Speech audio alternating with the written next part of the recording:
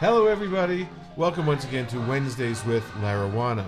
Every Wednesday, right here on CannaWannaBuy.com, we bring you the latest information on adult use and medical marijuana from all over the globe.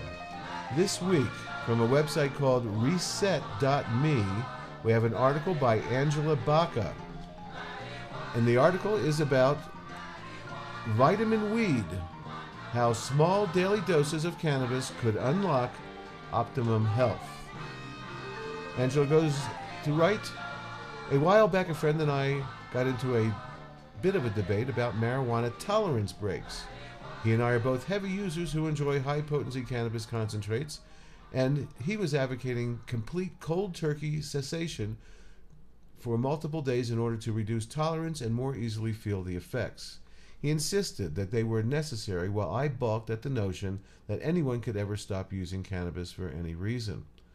My reaction was partially rooted in my long-time recreational cannabis use and love of civil disobedience.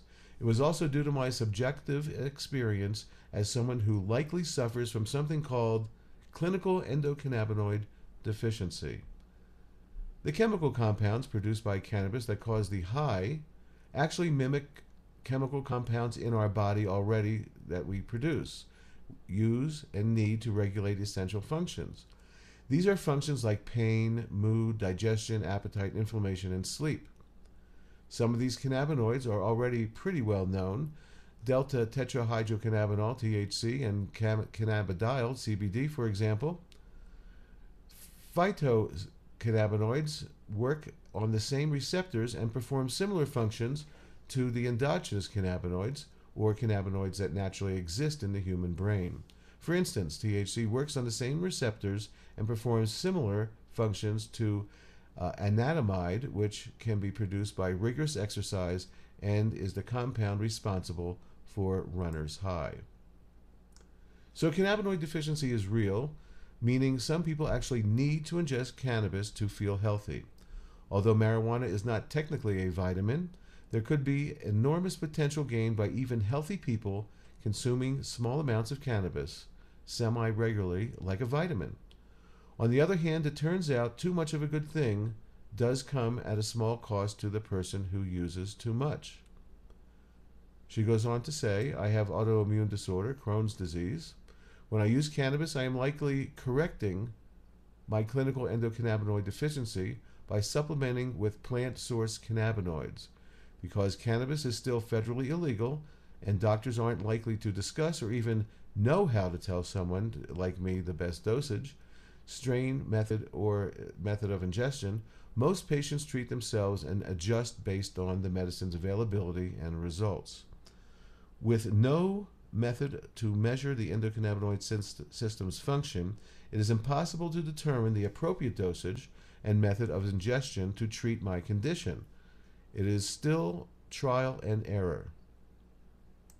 For cannabis users not suffering from cannabinoid deficiency, regular heavy use will signal the body to stop producing endogenous cannabinoids, since the system is being regulated by third-party phytocannabinoids. Dr. Michelle Sexton, a naturopathic doctor and cannabis researcher explained to Reset, quote, high doses down-regulate a system, so by taking high doses of THC, which binds very potently to the CB1 receptor, we could be down-regulating the endocannabinoid system. She continued, there may be conditions where you want to do that if the system is overactive, but for a normal, healthy person who has a normal endocannabinoid system, this chronic high-dose heavy use is likely having a negative effect on their endocannabinoid system, end quote. So as it turns out, my friend's tolerance break suggestion makes some sense. While down-regulation of the endocannabinoid system is hardly serious and is easily corrected, immediate cessation of cannabis use after periods of heavy use could make a person moody, sleepy, or irritable. This has been classified as marijuana withdrawal in the DSM-V. Like other medicines, it is much more comfortable to taper off rather than completely discontinue use immediately. Marijuana is not technically a vitamin. This is because vitamins are organic compounds and nutrients that the human bodies need in order to function, but don't already produce, so they must be obtained through diet. However, Sexton suggests that a less frequent low-dose cannabis use could stimulate the body to produce more endogenous cannabinoids on its own. She says further study is necessary to gain a better understanding of how cannabis and the cannabinoid system work. While there is a large and growing global body of research on cannabis and its medical effects, the Schedule I status of the herb, as well additional restrictions placed on its study, effectively block most non-government research from taking place in the United States. Quote, cannabis isn't always the answer and cure-all for everything, Sexton said. If you want to use cannabis therapeutically, think about a whole approach, treating the whole person. As a culture, we have this tendency to want a quick fix. We need to treat the cause, not just medicate it away, end quote. Independent researchers looking to identify methods of upregulating the endocannabinoid system or encouraging the body to produce more endogenous cannabinoids found in 2014 that lifestyle modifications such as healthy diet and exercise, as well as alternative therapies like acupuncture and herbal medicines like cannabis, will regulate the endocannabinoid system. The review published in the journal PLOS ONE also found that some pharmaceutical drugs upregulate the system, but are also known to cause serious side effects as compared to safe alternative therapies. So, while marijuana isn't a vitamin, using it like one for a healthy person along with a healthy diet and exercise may stimulate the body to produce more of its own endogenous cannabinoids. A growing movement of doctors and patients say that they use in this way. Cannabis is the key to unlocking preventative medicine, said neuroscientist Dr. Michelle Ross. It protects your DNA from being damaged and slows down the aging process. Dr. Ross advocates for patients consuming small doses of full extract cannabis oil daily as a preventative measure. She says she uses small amounts every day like a vitamin, both to treat her own PTSD and endometriosis and her overall health. Dr. Amanda Ryman, lecturer at UC Berkeley and California policymaker at the Drug Policy Alliance, also says she uses marijuana like a vitamin to treat arthritis and other musculoskeletal issues.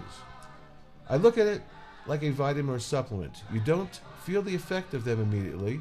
It's more about long-term wellness and prevention of disease, Ryman says.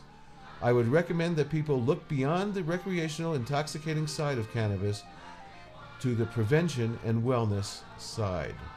Much of the American public, nearly two-thirds, accept cannabis as a medicine and believes it should be legal. Cannabis is a medicine, an herb, a food, a drug, and kind of a vitamin, but it's definitely not a pharmaceutical.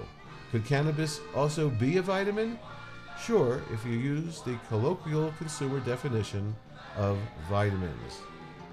I happen to believe in this and know that cannabis oil does reset the body. This will all be coming out over the next few years when we're allowed to do studies here in the United States. Meanwhile, you can always look to Israel, Spain, and England and the Netherlands for other studies where it's been being done for years. Well, that's it for this week's Wednesdays with Larawana. Don't forget, Canawana Buy for all of your cannabis needs, whether you're a dispensary, a patient, a head shop. Great products, fast prices, fast shipping, and low prices. Don't forget my weekly medical marijuana radio show every Saturday, 7 p.m. Mountain, 9 on the East, 6 on the West. That's it for this week. Peace and love, everybody. Peace and love.